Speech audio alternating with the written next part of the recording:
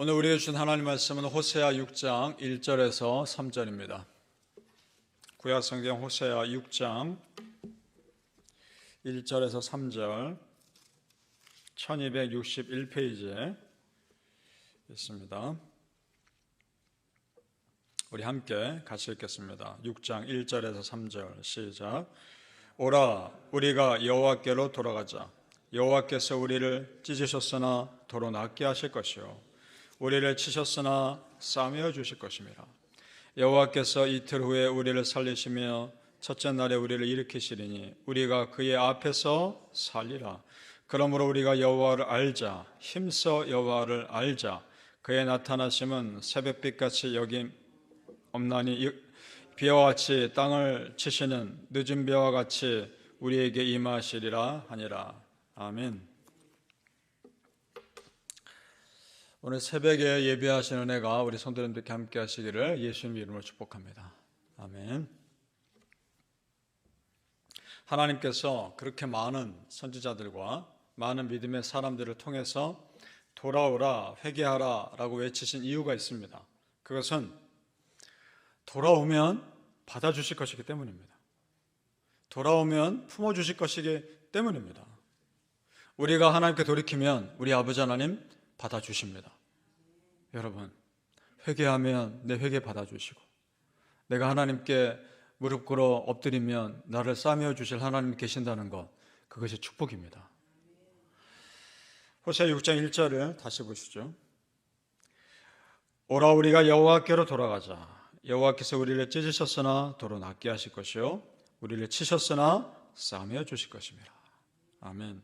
돌아가자라는 말은 원래의 자리를 회복시키다, 이런 뜻이 있습니다.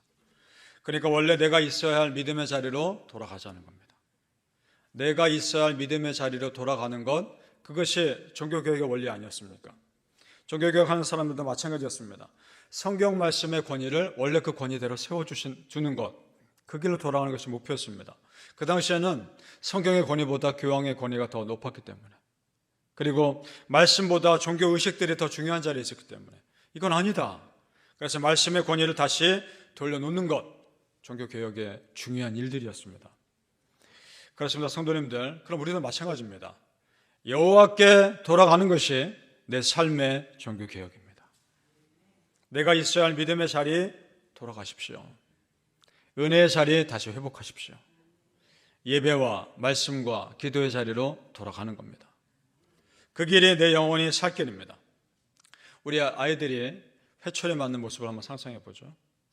여러분, 어렸을 때 부모님들이 회초리 들어서 맞아본 적 있으신가요? 저도 어렸을 때 한번 된통 아버지한테 혼난 적이 있었습니다. 어머니에게 대들었다고. 그 기억이 아직도 생생합니다.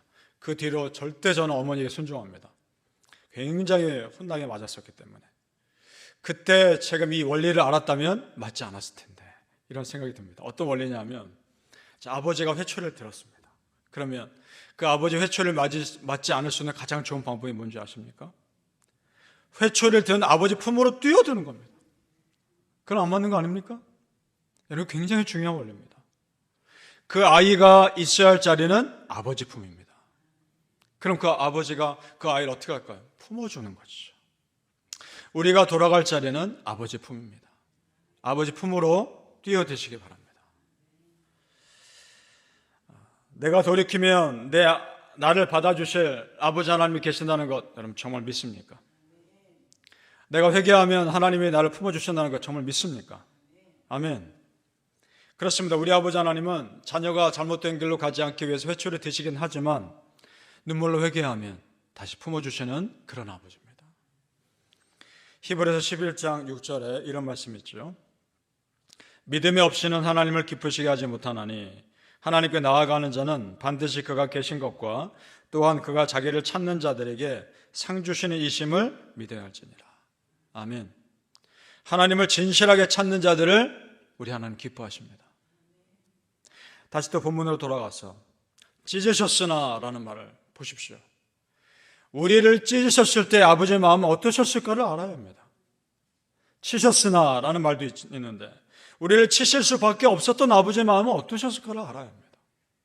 그럼에도 도로 낫게 하시고 다시 싸움해 주신 아버지 하나님은 어떠셨을까요? 속상하기도 하시고 안쓰럽기도 하시고 다시는 죄 가운데 헤매지 않기를 바라는 마음이었을 겁니다. 그래서 호세아 선지자가 외칩니다. 그 아버지의 마음을 알자. 힘써 알자. 외칩니다. 우리 3절을 다시 같이 읽어보죠. 3절 말씀 시작. 그러므로 우리가 여호와를 알자. 힘써 여호와를 알자. 그의 나타나심은 새벽빛같이 어김없나니 비와 같이 땅을 적시는 늦은 비와 같이 우리에게 임하시리라 하리라. 아멘. 여호와 하나님을 마음에서부터 알아가자는 겁니다. 내 마음에서부터. 이 말에는 순종의 의미가 들어있습니다. 내가 하나님 알아갑니다 라는 말 속에는 내가 하나님 순종합니다 포함되어 있습니다. 하나님을 안다고 하면서 순종하지 않는 것은 하나님 아는 것이 아닙니다. 우리가 하나님을 아는 일에 성도님들 힘씁시다. 하나님을 아는 일에 알려면 어떻게 되느냐? 기도밖에 없습니다. 급한 일이 있을 때만 기도하는 것이 아니고 어려움이 있을 때만 기도하는 것이 아니고 일상의 삶이 그래서 기도의 삶이 되셔야 합니다.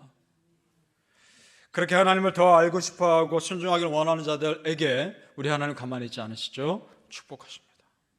어떻게 축복하셨는가? 땅을 적시는 늦은 비와 같이 우리에게 임하시리라.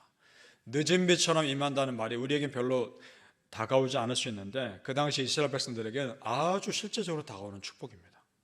어떤 말이냐면 이 늦은 비는 추수를 앞두고 바로 앞에 내리는 비입니다. 그들에게 늦은 비는 봄 시즌에 내리는 비입니다. 이때 비 안 내리면 그동안 수고했던 농사가 망치는 겁니다. 늦은 비는 반드시 필요한 비입니다. 그러니까 그 백성들에게는 생명 같은 비입니다. 그러니까 늦은 비처럼 임한다 이 말은 내가 생명같이 임하겠다 그 말입니다. 성도님들, 정말 하나님을 알고자 하는 자에게 우리 생명처럼 주신 하나님의 은혜, 소망의 은혜 임하시길 축복합니다. 그래서일까요? 2절에 다음과 같이 고백하죠. 2절에 우리 같이 읽어봅니다. 시작. 여호와께서 이틀 후에 우리를 살리시며 셋째 날에 우리를 일으키시리니 우리가 그의 앞에서 살리라. 아멘. 그의 앞에서 살리라. 그의 얼굴 앞에서 살리라. 그렇습니다. 우리 아버지 하나님 당신의 얼굴 앞에서 나를 살리시는 분입니다. 믿습니까? 사랑하는 성도님들, 여호와께 돌아가십시오. 힘써 하십시오. 그래서 살아나는 내 영의 역사를 경험하기를 예수님의 이름으로 축복합니다. 아멘. 오늘 말씀에서 하나님은 우리에게 원하시는 것 분명하게 말씀하십니다. 무엇인가? 진실한 예배자 먼저 되라는 겁니다. 왜냐? 진실한 예배자가 진실한 예배 드리기 때문입니다. 그것이 6절입니다. 6절 말씀 같이 읽어보죠. 호세아 6장 6절 시작. 나는 인애를 원하고 제사를 원하지 아니하며 번제보다 하나님을 아는 것을 원하노라. 아멘. 그러니까 번제, 즉 제사 드리는 것, 예배 드리는 걸 원하지 않으신다 그 말이 아니라 예배자, 그보다 더 중요한 건 예배자의 마음이라는 겁니다. 나는 너의 마음을 원한다 그 말입니다. 우리 성도님들, 하나님을 향한 진실한 마음 없는 예배는 그럼 하나님 보시기에는 예배가 아닌 겁니다. 매주 우리가 드리는 예배가 정말 진실한 내 마음 드리는 예배 되기를 축복합니다. 구약성경에 보면 사무엘 선지자가 초대 왕인 사울왕을 책망하는 내용이 나옵니다. 그 사울왕에게 하나님이 사무엘 선지자 통해서 명령하신 것이 있었습니다. 아말렉 족속과 싸울 텐데 싸울 때 다 진멸해라, 다 멸해라 명령하십니다. 그런데 사울왕이 보기에 살찐 짐승들 살려둡니다. 나중에 쓸 목적이었겠죠. 더군다나 그 아말렉 왕을 살려줍니다. 정치적인 뭔가 목적이 있었을 겁니다. 그런데 성도님들, 하나님이 다 멸하라고 하셨을 때는 이유가 있는 겁니다. 아말렉 족속이 어떤 족속입니까? 사사건건 이스라엘 백성들 발목 잡았던 족속입니다. 그걸 완전하게 멸하심으로 하나님이 이방 족속 앞에 다 보여주고 싶으셨던 겁니다. 내가 여호와의 백성, 내가 이 하나님 백성 얼마나 사랑하는지, 내가 그들을 얼마나 지켜주는지 이방 족속 앞에 똑똑히 보여주길 원하셨던 겁니다. 그런데 그걸 망친 겁니다. 그러자 사무엘 선지자가 책망하죠. 사무엘상 15장 22절에 사무엘이 이르되 여호와께서 번제와 다른 제사를 그의 목소리를 청종하는 것을 좋아하심 같이 좋아하시겠나이까? 순종의 제사보다 낫고 듣는 것이 순양의 기름보다 나으니. 아멘. 순종이 제사보다 낫습니다. 이 말은 우리에게 예배가 소중하지 않다는 것이 아니라 예배의 결과는 순종으로 나타나야 한다는 겁니다. 믿으십니까?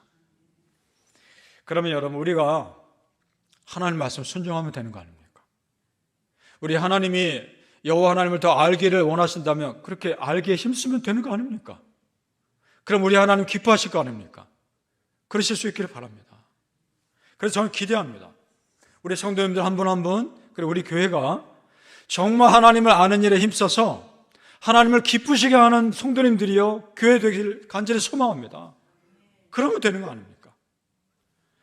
잠언 23장 26절에 이런 말씀이 있습니다.